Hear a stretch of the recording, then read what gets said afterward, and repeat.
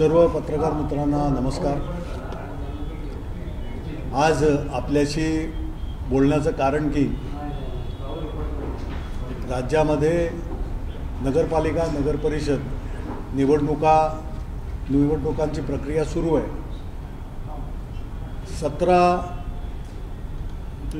17 November ही नामांकन अर्ज भरण्याची शेवटची तारीख होती। त्याप्रमाणे नामांकन अर्ज विविध पक्षांच्या माध्यमातून, विविध आघाड्यांच्या माध्यमातून आणि अपक्ष अशा प्रकारच्या उमेदवारांनी आपापले अर्ज भरले। दुपारी 3 वाजेपर्यंतची मुदत होती। राज्य निवडणूक आयोगाजवळ जी काही या निवडणूक प्रक्रियेसंदर्भात नामांकन अर्ज सादर करण्यासंदर्भात जे काही नियम आहेत त्याप्रमाणे त्यांची परिपत्रकं येत असतात। त्यामधल्या एका परिपत्रकानुसार जिथे पक्षाचा बी फॉर्म दिला जातो म्हणजे जोडपत्र 2, त्या फॉर्म बी मध्ये एक उमेदवार म्हणून आपण 1, 2, 3च्या कॉलममध्ये उमेदवाराची सगळी माहिती असते, जो उमेदवार पक्षातर्फे प्राधिकृत केला जातो। आणि 5, 6, 7 या कॉलममध्ये जर त्या पक्षाच्या उमेदवाराबरोबर जर एखादा डमी उमेदवार आपल्याला द्यायचा असेल तर त्याची माहिती आपण त्या याच्यामध्ये भरतो। आणि त्या उमेदवाराच्या नामांकनासाठी जे काही नियम आहेत त्यामध्ये जर राजकीय पक्ष, जो राजकीय पक्ष तिथे प्राधिकृत असेल, तुमच्यावर रजिस्टर्ड असेल, रेकग्नाइज पॉलिटिकल पार्टी महाराष्ट्र राज्यामध्ये असेल तर त्या डमी उमेदवाराच्या बरोबर तुम्हाला त्याच्या फॉर्ममध्ये एक सूचक लागतो। हे परिपत्रकसुद्धा त्यांचं होतं। त्याप्रमाणे 17 तारखेला सगळ्यांनी अर्ज भरले, जिथे जिथे डमी उमेदवार जिथे जिथे पाहिजे होते। कारण जर ओरिजिनल उमेदवाराला कुठचा प्रॉब्लेम झाला, पहिल्या याला हे केलेलं असेल तर दुसरा डमी उमेदवार येतो, हे सगळ्यांना कल्पना आहे, माहीत आहे। 17 तारखेची प्रक्रिया पूर्ण झाली। 18 तारखेला छाननी होती काल आणि स्क्रुटिनीच्या या संपूर्ण प्रक्रियेमध्ये सुरुवात झाली सकाळी 11 वाजता आणि दुपारच्या 17पर्यंत लंचपर्यंत ज्या स्क्रुटिनी झाल्या त्यामध्ये अशा प्रकारचं 17 तारखेच्या परिपत्रकाच्या म्हणजे 17 तारखेला 3 वाजेपर्यंत झालेली जी प्रक्रिया होती त्या ह्याला पहिल्या आलेल्या तुमच्या परिपत्रकानुसार सगळी प्रक्रिया झाली। जिथे डमी उमेदवार होते तिथे पडताळून पाहण्यात आलं की त्या फॉर्मला एक सूचक आहे की नाही आणि जिथे एक सूचक होता तिथे राजकीय पक्ष जे रजिस्टर्ड राजकीय पक्ष आहेत त्यांना त्यांचे छाननीमध्ये सर्व अर्ज हे स्वीकृत झाले। कुठलाही प्रॉब्लेम आला नाही, व्यवस्थित ती प्रक्रिया पार पडली। 18 तारखेला म्हणजे कालच दुपारी 2:30 वाजता एक सर्क्युलर येतं, राज्य निवडणूक आयोगाचं एक परिपत्रक येतं। त्यामध्ये असं लिहिलेलं आहे की हे डमी उमेदवाराच्या संदर्भामध्ये जिथे डमी उमेदवार राजकीय पक्षांच्या याच्यामध्ये टाकलेले आहेत त्यांनी तिथे डमी उमेदवाराला प्रपोजर्स जे तिथे सूचक म्हणून असतात ते 1च्या ऐवजी 5 हवेत, 5 सूचक हवेत आणि 5 सूचक नसतील तर त्या डमी उमेदवाराचं हे बाद होतं। आता ह्या प्रक्रियेमध्ये तुमची ज्या संपूर्ण निवडणूक प्रक्रिया असते, आज तुमचं 17 तारखेला नामांकन अर्जाची मुदत संपली, 3 वाजेपर्यंत तुम्ही सगळं आटोपलं। दुसऱ्या दिवशी छाननी स्क्रुटिनीची प्रक्रिया असते, ही तुमची छाननीची प्रक्रिया स्क्रुटिनी प्रक्रिया ही दुपारपर्यंतची पार पडते आणि तुम्ही नियमानुसार त्या ठिकाणी स्वीकृत करता अर्ज आणि दुपारनंतर तुमचं जे काही परिपत्रक येतं त्याला धरून तुम्ही बाकीचे अर्ज पहिल्यापासून केलेले आहेत ते बाद करता। हा फार हास्यास्पद असं वाटतं, परंतु या राज्य निवडणूक आयोगाची किती हलगर्जीपणा म्हणा किंवा निष्काळजीपणा म्हणा किंवा या रिप्रेझेंटेशन ऑफ पीपल्स ॲक्ट 1951च्या बाबतीमध्ये मग तुम्ही काय म्हणून जनतेला देताय? आज जर अशा प्रकारची जर हे होत असेल तर मग लोकशाहीची मूल्य कुठे गेली? आज लोकशाहीमध्ये, भारतासारख्या सशक्त लोकशाही देशामध्ये आज निवडणुकीची प्रक्रिया सगळ्यात सर्वोत्तम आणि महत्तम आपण धरलेली आहे। आणि मग याच प्रक्रियेमध्ये जर तुम्ही वाटेल तसे असे निर्णय बदलायला लागला, तेही विहित मुदतीनंतर जी विहित मुदत तुम्हीच स्थापित केलेली आहे, तुम्हीच दिलेली आहे। त्यामुळे याचं उत्तर हे निवडणूक आयोगाजवळ आम्ही मागितलं आहे।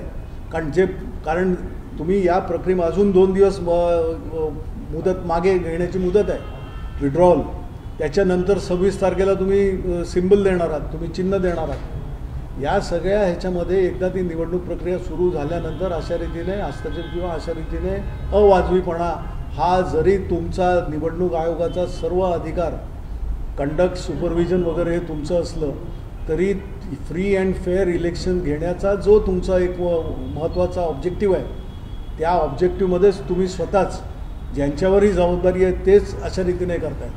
राज्य निवडणूक आयोगाजवळ, केंद्रीय निवडणूक आयोगाजवळ आम्ही वेळोवेळी वेगवेगळ्या पद्धतीनं सर्वपक्षीय आमचं डेलिगेशन गेलं, शिष्टमंडळं गेली, वेगवेगळ्या पद्धतीनं काय काय होतं या दाखवायला, पण कुठेही कसली दाद दिली नाही. हा भाग वेगळा. परंतु आता निवडणुकीच्या प्रक्रियेमध्ये ज्या महत्त्वाच्या गोष्टी आहेत त्या तरी त्या तारतम्य ठेवून त्या तरी व्यवस्थितरित्या पाळल्या पाहिजेत. दुसरा महत्त्वाचा मुद्दा की अहिल्यानगर जिल्ह्यामध्ये तिथे राहाता नगर परिषदेची निवडणूक होते. या राहाता निवडणूक नगर परिषदेमध्ये शिवसेना उद्धव बाळासाहेब ठाकरे आमचा पक्ष हा शिवसेना पक्षप्रमुख उद्धवजी साहेबांच्या आदेशानुसार महाविकास आघाडीची एक आघाडी करून आम्ही लढतो.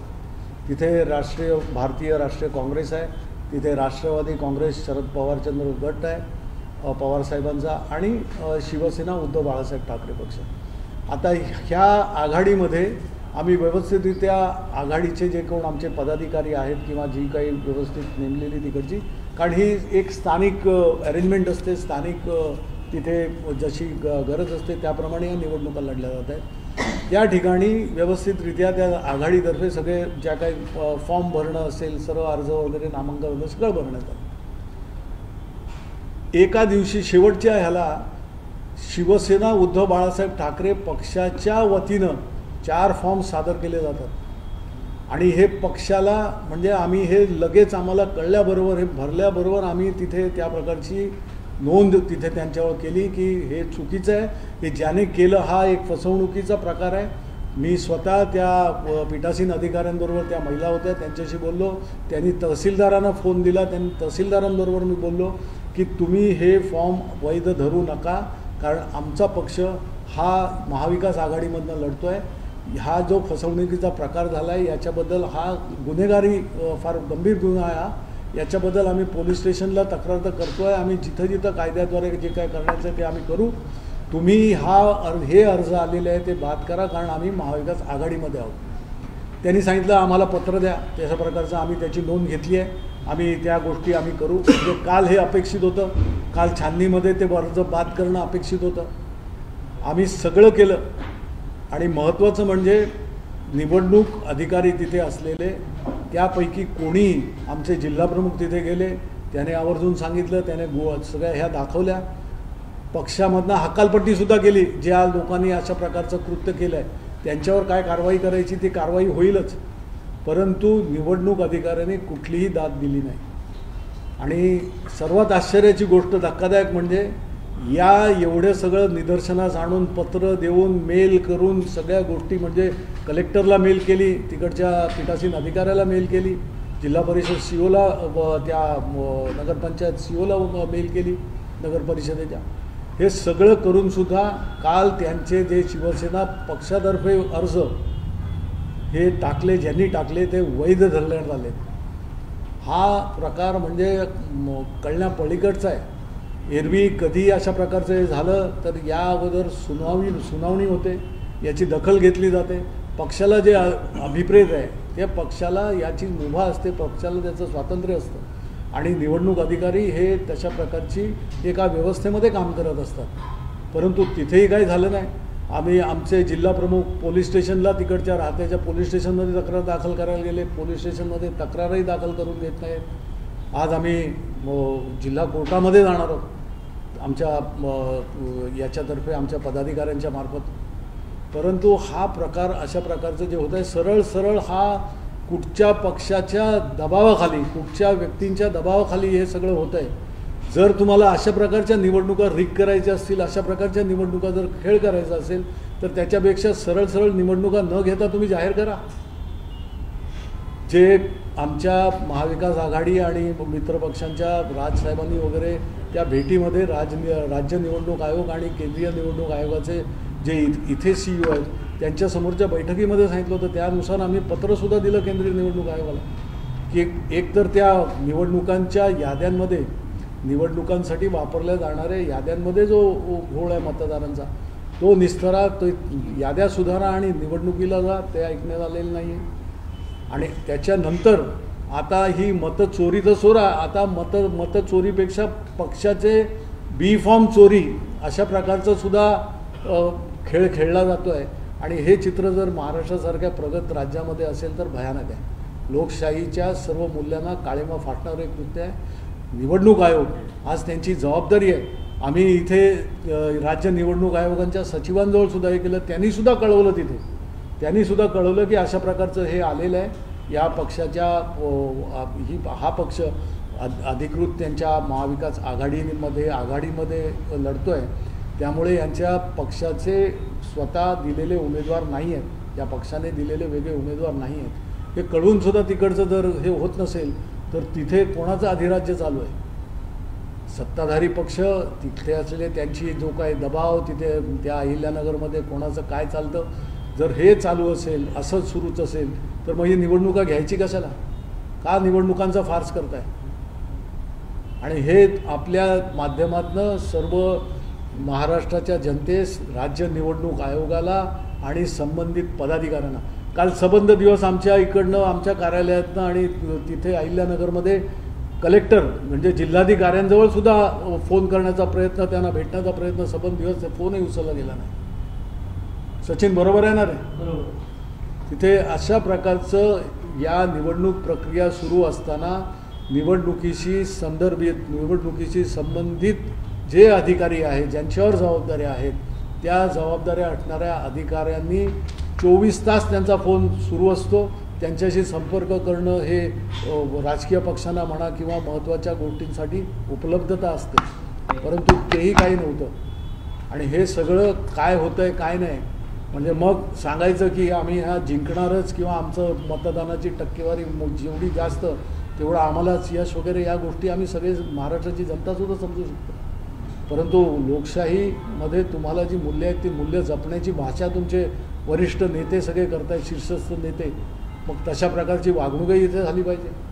आणि निवडणूक यंत्रणा ही खऱ्या अर्थानं स्वायत्त फक्त आहे असं म्हणून चालणार नाही, ती दिसलीही पाहिजे.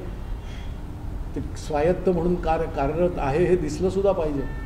हे दुर्दैवानं दिसत नाही आहे आणि याच्यामध्ये सुधारणा होईल अशी आजही अपेक्षा आहे.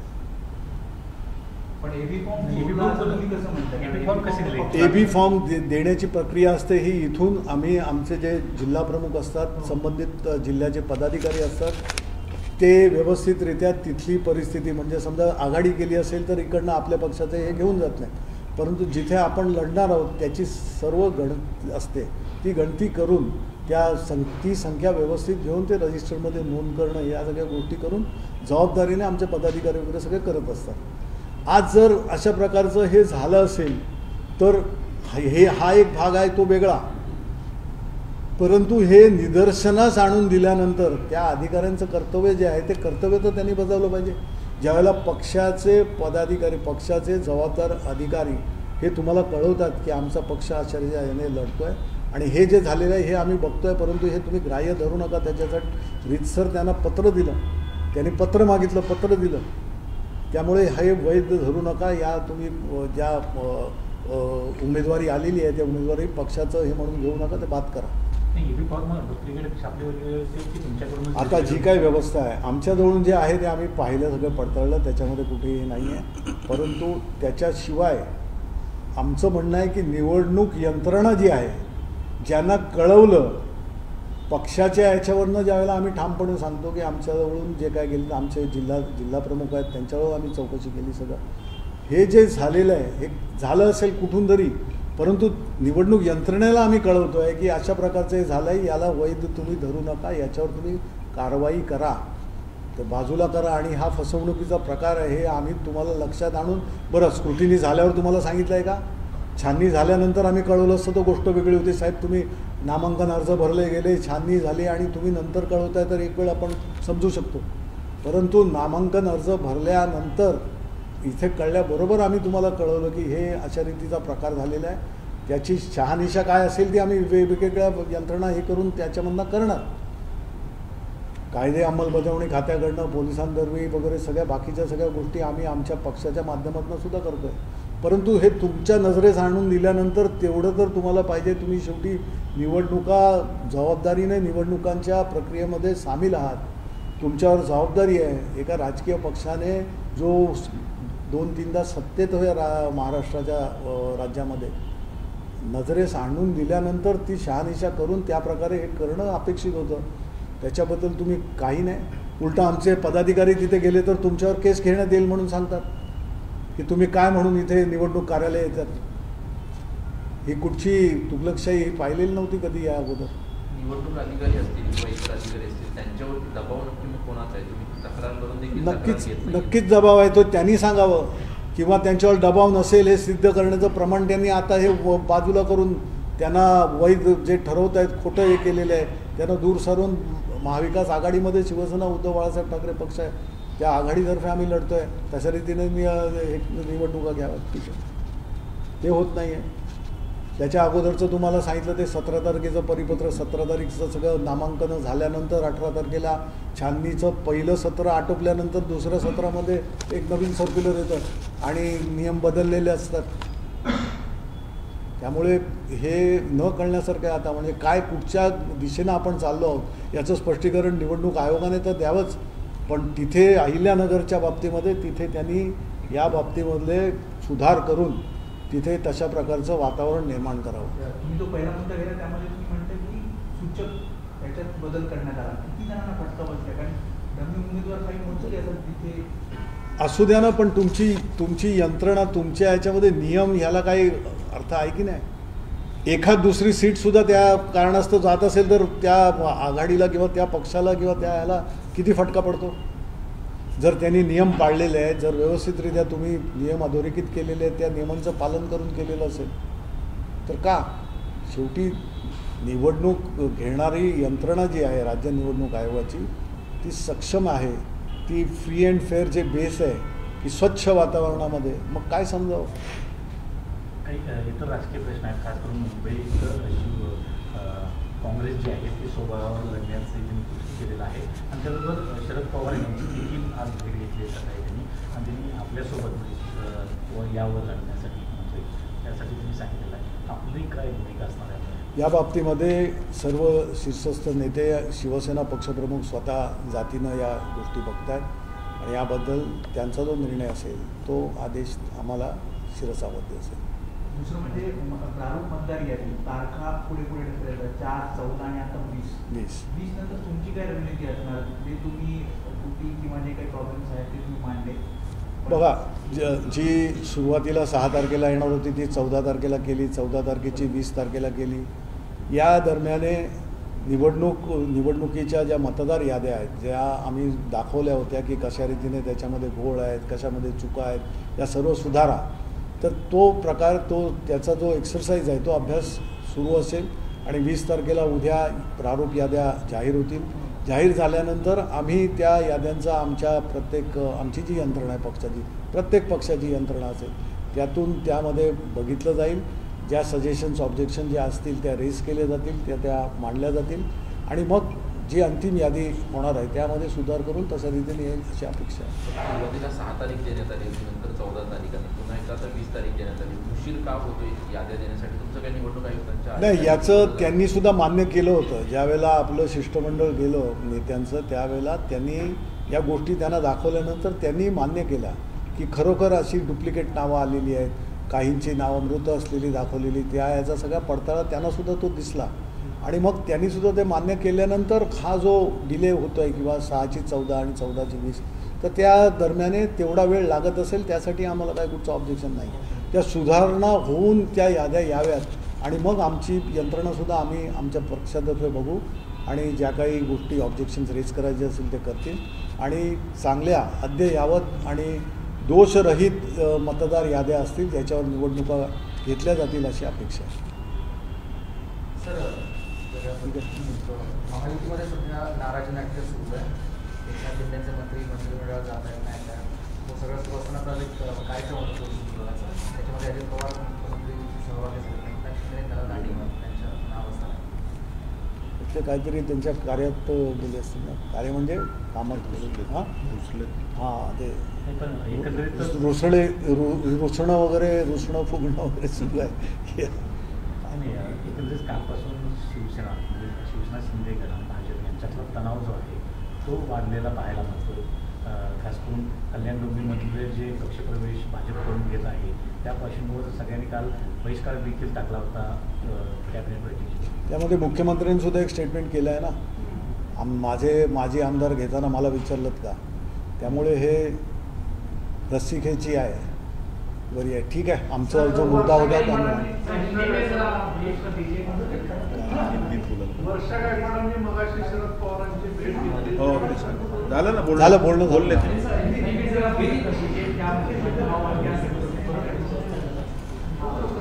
ये संक्षिप्त में बताऊंगा. राज्य चुनाव आयोग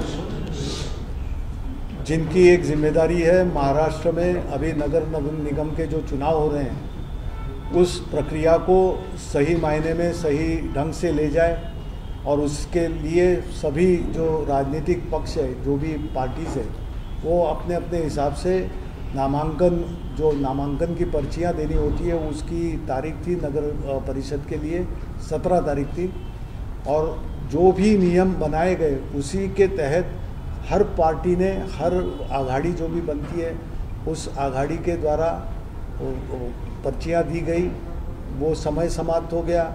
उसके बाद में कल जो स्क्रूटिनी का ये रहता है, छाननी जिसमें होती है, तो उसके लिए शुरुआत के पहले सत्र में जो भी नियम बनाए गए थे उसके तहत वहाँ पे सब जो भी पर्चियाँ लगी हुई थी अपने हिसाब से ओके की गई. नियमों के आधार पर लिए गए, जो तर्क थे उसको लगाकर लिए गए. दूसरे सत्र में आफ्टर लंच एक वहाँ पे सर्कुलर राज्य चुनाव आयोग का आता है, और जिसमें कहा जाता है कि जो डमी उम्मीदवार जो लेते हैं, जिसमें एक ऑप्शन रहता है डमी उम्मीदवार का भी आप नाम लगा सकते हैं, तो उसके लिए जो प्रपोजर रहते हैं, जो सूचक रहते हैं, उनकी संख्या 1 है. ये आपके नियमों द्वारा की गई बात थी. 17 तारीख तक 18 के सुबह में आप उसी को लेकर उसी नियम के तहत आपने अर्जियां स्वीकार की है.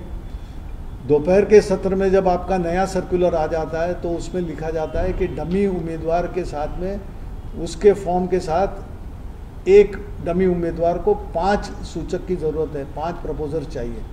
अगर 5 प्रपोजर नहीं है तो उनकी जो भी इस तरह से अर्जी आई है उनकी पर्चियाँ खारिज कर दो. उस तरह से खारिज करने की वहाँ पे एक प्रक्रिया हो गई. तो ये राज्य चुनाव आयोग जो अपने ही हिसाब से, जिनकी पूरी जिम्मेदारी है ये चुनाव प्रक्रिया महाराष्ट्र में पूर्ण करने की, उन्होंने बनाए हुए नियमों को ही छेद देते हुए नया सर्कुलर, वो भी आपका नामांकन अर्जियां लेने का पूरा ये ख़त्म होने के बाद दूसरे दिन की स्क्रूटिनी का जो दिन है, वो स्क्रूटिनी के दिन के पहले सत्र का जो काल है, कार्यकाल, वो समाप्त होने के बाद में दूसरे सत्र में आता है, और पहले सत्र में जो भी किए हुए डिसीजन है उसको खारिज किया जाता है. तो ये तो अपने आप में बहुत बड़ा, आप देखेंगे तो ये अन्याय है. जिन्होंने आप ही के वहाँ पे रिटर्निंग ऑफिसर ने जिन अर्जियों को ठप्पा लगाकर ओके किया हुआ है, उसी को वो निकाल के ये नए सर्कुलर के तहत जो बाद में आया है, जो गलती इलेक्शन कमीशन की है, जो स्टेट इलेक्शन कमीशन की है, तो ये एक बात रखी हमने. और दूसरी बात थी कि जहाँ अहिल्यानगर में राहता नगर परिषद है, जिसमें शिवसेना उद्धव बाळासाहेब ठाकरे पार्टी, राष्ट्रवादी कांग्रेस शरद पवार जी और INC इंडियन नेशनल कांग्रेस के साथ में एक आघाड़ी करके हम लोग लड़ रहे हैं. और वहाँ पे इस तरह से पर्चियाँ भी भरी गई, पूरी प्रक्रिया भी पूर्ण हो गई. लेकिन लास्ट दिन पे हमारे पार्टी के तरफ से, शिवसेना उद्धव बाळासाहेब ठाकरे पार्टी के तरफ से बी फॉर्म कुछ लोग ले आए, 4 लोग, और उन्होंने वो अर्जी दाखिल की. वो अर्जी स्वीकार ली गई. वो स्वीकारने के बाद में हमको जैसे पता चला, हमने बताया उनको, वहाँ पे बात भी की, रिटर्निंग ऑफिसर से बात की, वहाँ पे तहसीलदार से बात की. और उनको कहने के बाद उन्होंने कहा हम इसकी जांच करते हैं, आप इन बिटवीन आप एक लेटर दे दो जो एक प्रूफ रहेगा। हमने उस तरह का लेटर भी दिया क्योंकि उनकी जो भी उम्मीदवारी है वो खारिज की जाए, उनको इस प्रक्रिया में भाग न लेने दें। ये सब करने के बावजूद कल आपका जो स्क्रूटिनी था, तो स्क्रूटिनी के पहले ये सब बातें जो उनको देनी ज़रूरी थी, जो डॉक्यूमेंट देने ज़रूरी थे, पत्र देना ज़रूरी था, वो सब देने के बावजूद भी उन्होंने उन अर्जियों को खारिज नहीं किया। और वहाँ पे इस तरह का चित्र हुआ कि महाविकास आघाड़ी में शिवसेना उद्धव बाळासाहेब ठाकरे पार्टी के लोग भी हैं और शिवसेना अलग से लड़ भी रही है। ये एक बहुत बड़ी साजिश वहाँ पे हुई है और इस पे हम लोग criminal act, it's a criminal act and we expected election commission, state election commission officer, returning officer should have acted upon it. लेकिन उन्होंने उस पर कुछ एक्ट करने के बिना कोई बात नहीं सुनी, सुनवाई नहीं दी और उस अर्जी को उन्होंने स्वीकृत कर दिया। तो वी आर चैलेंजिंग। अभी हम वहाँ पे पुलिस थाने में भी गए, वहाँ पे भी कोई शिकायत लेने के लिए तैयार नहीं है। तो विल बी मूविंग कोर्ट, जो भी होगा वो कदम हम लेंगे। लेकिन इस बात में हम ये अर्ज करना चाहते हैं राज्य चुनाव आयोग से कि आप यहाँ पे ध्यान दें। राज्य चुनाव आयोग के सेक्रेटरी के पास से भी, अहिल्यानगर के वहाँ संबंधित अधिकारियों के पास इस बात की जानकारी देने के बावजूद भी वहाँ पे कुछ एक्शन नहीं हुई। तो इसका मतलब क्या होता है कि वहाँ पे उस ज़िले में कोई ऐसा बाहुबली है जो पूरी यंत्रणा, पूरी निबंधक चुनाव मशीनरी को हाथ में लिए काम कर रहा है और उसकी सुनी जा रही है। तो इसके लिए हमको न्याय चाहिए। हमें उम्मीद है कि राज्य चुनाव आयोग इस पर एक्शन लेगा, इस पे बात होगी और सही मायने में फ्री एंड फेयर इलेक्शंस वो कंडक्ट करेंगे। धन्यवाद। So have you spoken to the state election commissioner? Yeah, we did. We approached State Election Commissioner's secretary and he also was of the opinion that yes, I mean this has happened, and when it has been brought to the notice of us, naturally we will be writing back to the concerned officials there in the district and we'll see to it that I mean they are kept aside. And have they given any directives on their part? They must have given. We are not aware what directions have given from their side, but the fact is that officials over there, they did not act on this the way we expected, and that is the reason we are questioning whether the elections are in Maharashtra are being held in free and fair conditions. देश विदेशातील प्रत्येक घडामोडींचे live update मिळवण्यासाठी आता साम टीव्हीच्या सर्व social media प्लॅटफॉर्मला like, follow आणि सबस्क्राइब करा। तसंच सर्व नोटिफिकेशनसाठी बेल आयकॉन प्रेस करायला विसरू नका।